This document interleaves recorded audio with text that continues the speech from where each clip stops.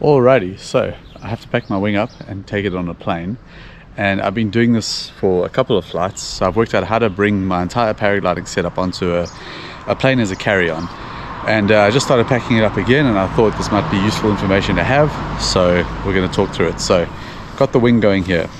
There's a few key ingredients. So the first thing is the harness. This is an ozone oxygen harness, as you can see. It's kind of a mountain harness, but it's a bit more durable.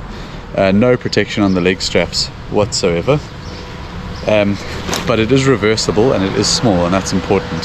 Second thing, I've got just a standard gin compression bag underneath here, one of the ones where you zip your wing up and it sort of becomes like a, what's the word I'm looking for, like a snake. You can fold it up. The next key ingredient is this vacuum storage bag. This is a jumbo one. It's 40 by 30 inches. I have no idea what that is in centimeters because I can't do the maths in my head right now, but it's quite large. So I'm going to get this wing folded up a little bit and get the sock, the compression bag all dialed in, and then we'll pick it up when I'm there. Okay, so got the thing in the sock. Now before I tighten it up, just a couple things to talk through. This gin bag is fantastic. One of the key features is it has a little pocket here for your risers. So you can see here my risers sitting in this pocket, and everything, so all the pulleys for the speed bar, the mullions, the little metal things, they're all housed. There's a layer here of fabric between this and the wing. I don't know if every compression bag has this.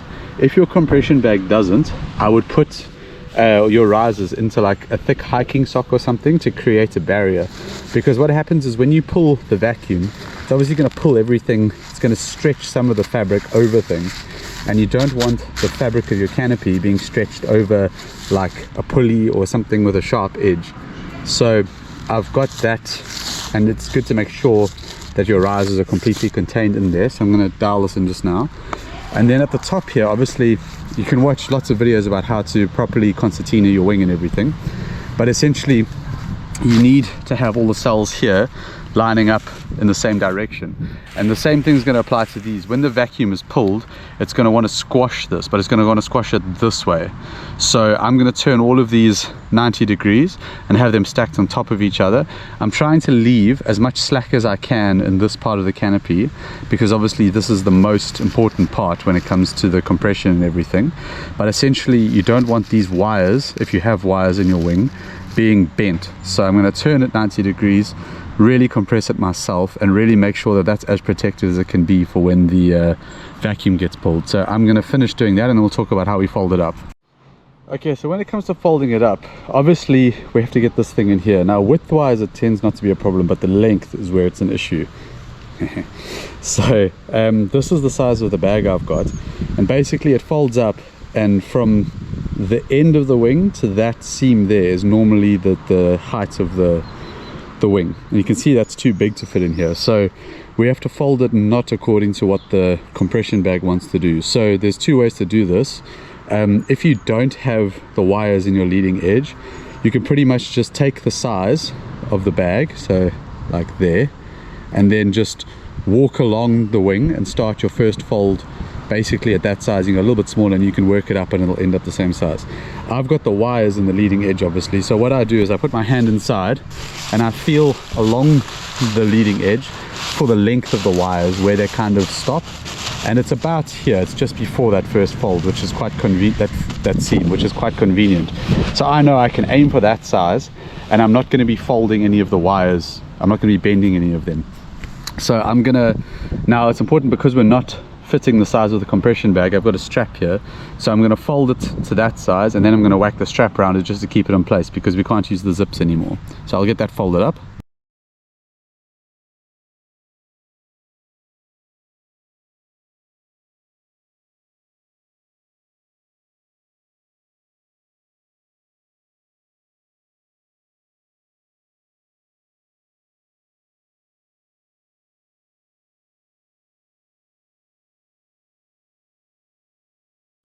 Okay, so there it is, down to size, and you can see now that's about the same size as that bag, so it'll fit.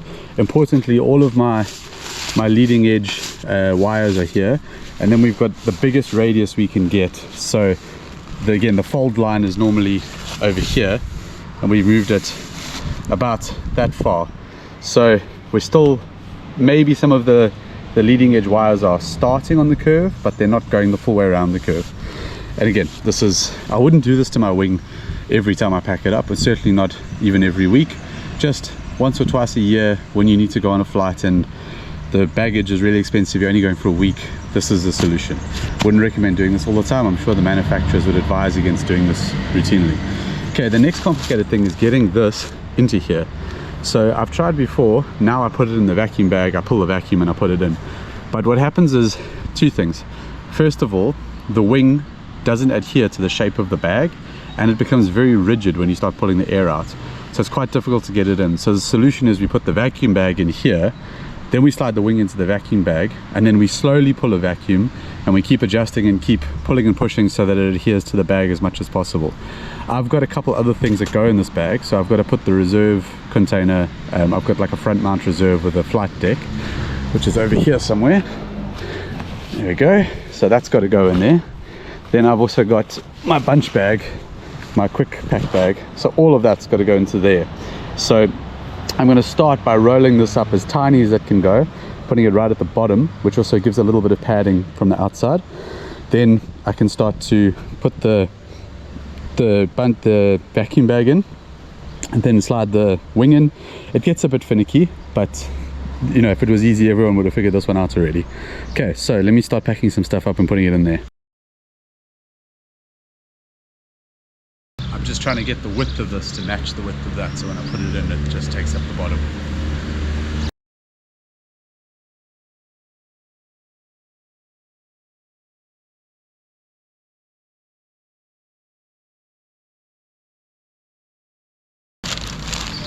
Okay, now I'm folding the vacuum bag to be roughly the same dimensions, the same width as we're doing the right orientation. Yeah. So I'm creating this fold on purpose so that I can slide it in and I know how it's going to pull.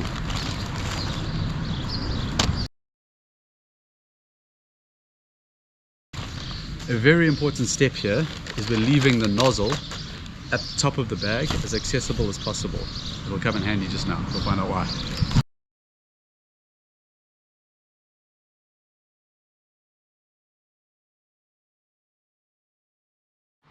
Okay, so now the vacuum bag is mostly in and I've folded it as such. I've left this nozzle as accessible as possible, and again that's gonna be important just now. So now we need to get the wing in here. So this is the finicky bit, and there's no elegant way to do this. You've just got to kind of force the whole thing in, but if you've set it up alright, it goes a bit easier. So let's get on to that.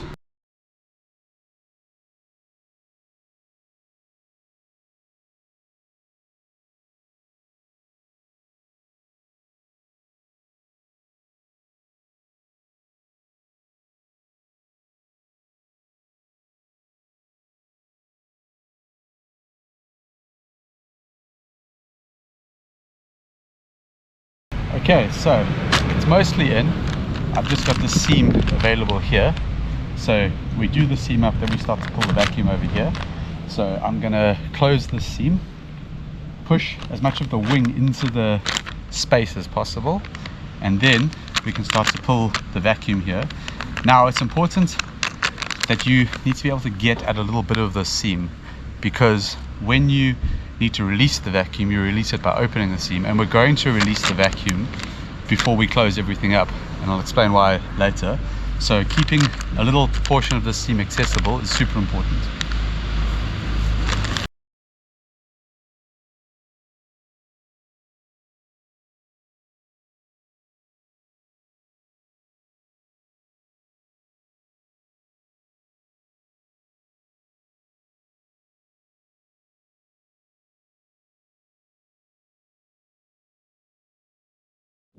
Okay, so there we go. We've got, this is the valve. I've taken the cap off just so it can bleed air out as I do this. I've got the whole seam exposed around the top, which is great, in line with the zip. So it's all in one place. I'm just going to put the cap back on so I don't lose it. Okay, so now obviously you can see this thing is completely full.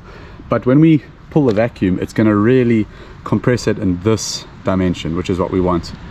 The width is fine, it's not so much of a concern, but it's really just going to pull the air out and keep it going in this dimension, because we still have to get that reserve container in there, and I've got like a bag over there. So I'm staying at a lovely hostel, so I'm going to go and use their vacuum cleaner, and we'll start to pull this. Couple things with the vacuum. First of all, if you have the option of a hand pump, use the hand pump, because it's going to pull the vacuum a lot slower, which is going to give you more chance to adjust, and it also gives the fabric a chance to settle a bit more as it goes. Second thing is keep adjusting as you go, and don't be scared to pop the seam and release the vacuum a little bit so that you can keep wiggling things into position. This is a slow thing, and if you just pull it quickly, you really stretch the fabric over whatever's there, and I don't necessarily think that that's the best idea. Okay, so let's go steal a vacuum cleaner for 10 minutes and we'll talk you through the rest of this process. Okay, so vacuum cleaner has been acquired, we're all ready to go. So I've taken the nozzle off the vacuum cleaner, and it's going to obviously sit over here and pull the vacuum. Now this isn't a perfect seal, which is fantastic, because we're not trying to pull like every molecule of air out of here. We're just trying to pull enough out that we can get the reserve in, and then we're going to release the vacuum. So let's start. I won't be able to talk while the vacuum cleaner is going, but I'm going to pull it and adjust it, and you'll see how that process kind of works.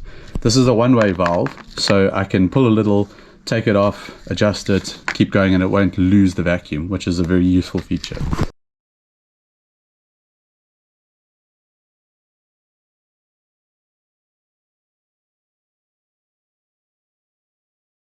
Just importantly, while I'm doing this, because I put the strap in here, so the bag itself is zero porosity, whereas the valve obviously needs to pull a vacuum. So I've just aligned the valve over the strap, which is like a web strap, so obviously the air can still flow into there.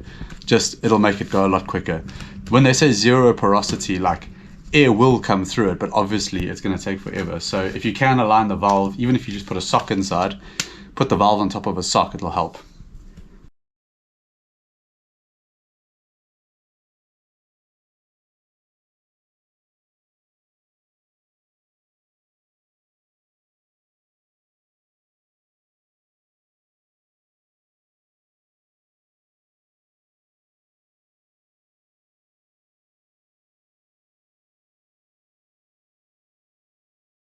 That's pretty much all of the air pulled out of there, and you can see now there's quite a big space in there.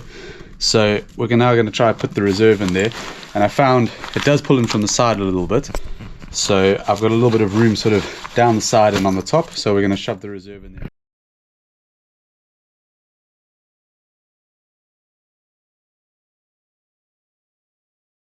Okay, so everything's in, and you can see I've even still got some room, which is great. But my thinking with this is that leaving the wing in this vacuum state is probably not good for the fabric, because again, some of it's being stretched over something.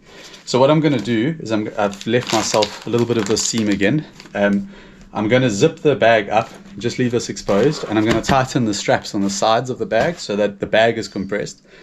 Then I'm going to release the vacuum, which will allow the air back in, so the wing's going to expand, but it's obviously going to expand to fill the spaces that it can. So where the reserve is sitting is going to stay more compressed, but the other side is going to come up. That way, we've only used the vacuum just to get the stuff in. We release it, and we've got, like, we're not damaging it as much as it would be if it was sustained in that state.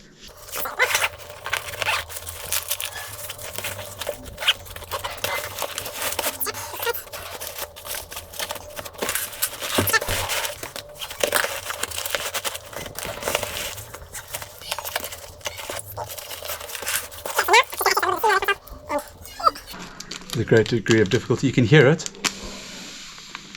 That's obviously the air flowing back in. We can assist it a bit.